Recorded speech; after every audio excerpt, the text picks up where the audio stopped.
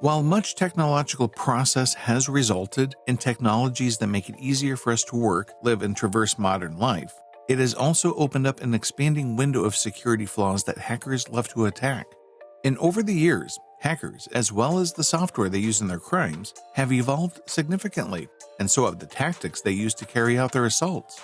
Modern-day hackers are highly competent specialists who fall into several groups based on their motivations and how they carry out their assaults. However, not all hackers are criminals. Some are hackers against hackers, if that's something. Now, enough of the intro. Keep watching to find the types of hackers there are in the world. And yes, the list is way bigger than your average white hat and black hat hackers. But we've still got to cover them. So, number 1, black hats. These are the obvious bad guys. Black hat hackers are what most people think of when they hear the word hacker or cybercriminal. Their strong technical expertise and ability to navigate the cybersecurity landscape are what allow them to carry out their assaults so effectively. They go to extraordinary lengths to find flaws in computer systems and softwares, which they then exploit for financial gain or other malicious goals. These individuals have the ability to cause significant harm to both people and businesses by stealing sensitive or personal data, compromising whole computer systems, or modifying critical networks. Number 2, white hats. The good guys, aka the ethical hackers.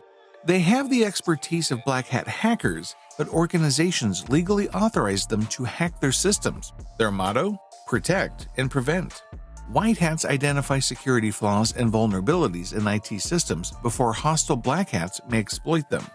The white hats then repair all of the loopholes they've discovered.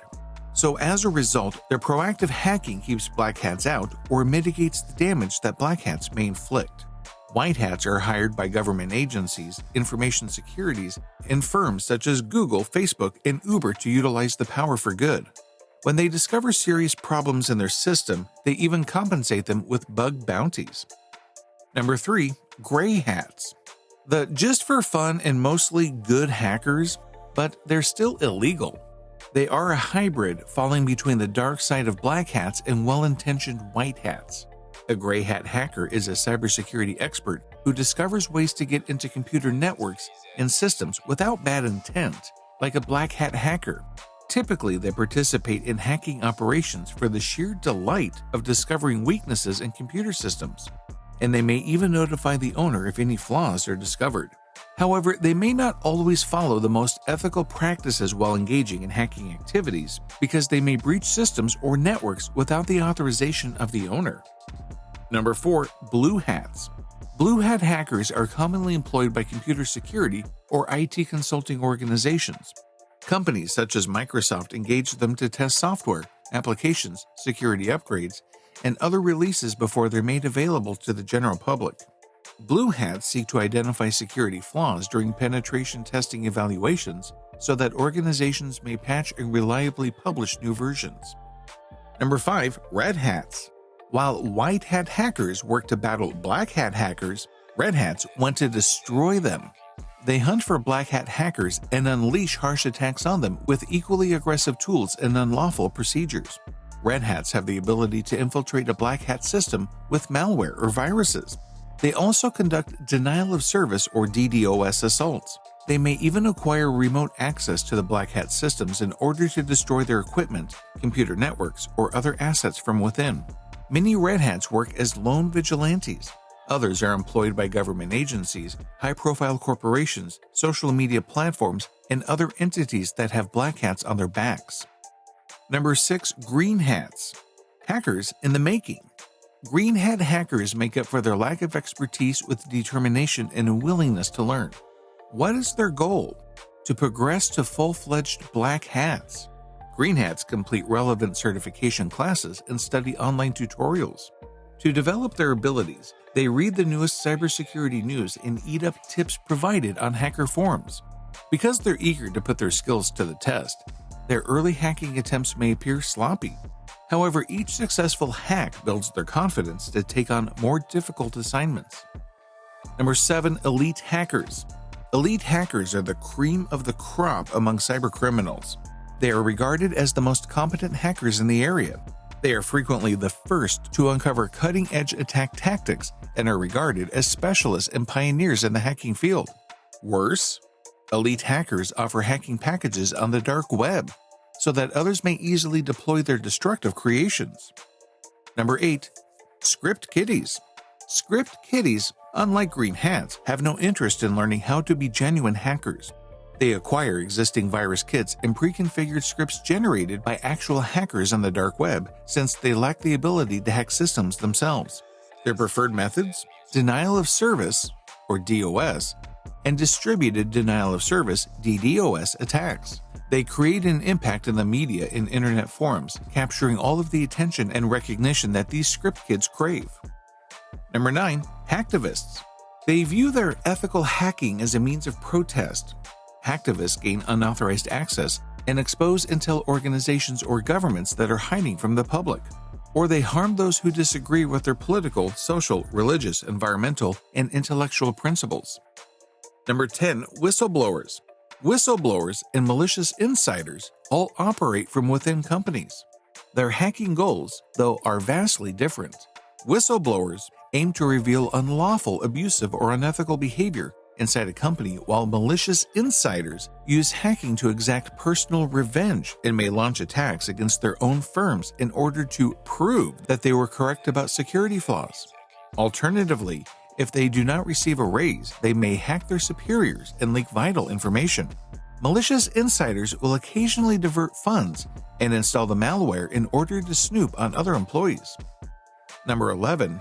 Nation-sponsored hackers. A country's government appoints state nation-sponsored hackers to get access to another country's computer networks. Their cybersecurity abilities are used to obtain sensitive material from other nations in preparation for potential imminent danger or attack, as well as to keep an eye on sensitive circumstances that may pose a problem in the future. These hackers are only employed by government entities. Number 12. Cyberterrorists. In a nutshell, cyberterrorism is any personally or politically motivated attack on a country's networks and infrastructure. These hackers aim to instill fear, disrupt operations, or extort enormous quantities of money, generally in Bitcoin. Cyberterrorists favor malware, although they also utilize viruses, worms, and phishing assaults. In 2021, the hacker collective DarkSide hacked the Colonial Pipeline, which handles 45% of the oil on the United States East Coast. The firm was forced to shut down the pipeline, causing Americans to panic. Overseen by the FBI, the company then paid the hackers nearly $5 million in cryptocurrency. Number 13. Gaming hackers. A gaming hacker is someone who concentrates their hacking efforts on gaming competitors. With the gaming industry on the rise, it's no wonder that its own subset of gaming hackers has emerged. Pro gamers amass online credits, which function similar to currency, and invest hundreds of dollars in their gear and equipment. They then gain access to these accounts in order to steal the credits or associated debit credit cards. DDoS assaults are also used by gaming hackers to take down other players' accounts when they lose against them. With esports winners earning millions in prize money, these hacks have become serious business. Number 14. CRYPTOJACKERS. Mining Bitcoin is a profitable yet time-consuming and labor-intensive job. CRYPTOJACKERS save the time and expensive mining by infecting machines with software that mines cryptocurrency for them. Their programs carry out sophisticated mining procedures and return the results to the hacker's server. In this manner, the hacker obtains the credit or cryptocurrency without incurring the expense of mining. You may not realize your smartphone has been hacked until you experience decreased processing rates, lags, delays, or rapid battery drains. Fortunately, these programs seldom steal or damage your data. What's the bad news? Most go undetected and are tough to remove. And number 15, BOTMASTERS. Botnet hackers are malware developers that create bots to undertake high-volume assaults on as many devices as possible. Most commonly, routers, cameras, and other Internet of Things or IoT devices. These bots work by hunting for unprotected devices or devices that still have their default login credentials to attack. Botnets can only be utilized by the hacker who designed them, although they are commonly offered for purchase on the dark web for other hackers to use. So which hackers have attacked you? Or which kind of hacker do you want to be? Comment below. We'll see you next time with another crazy cyber video. Till then, goodbye.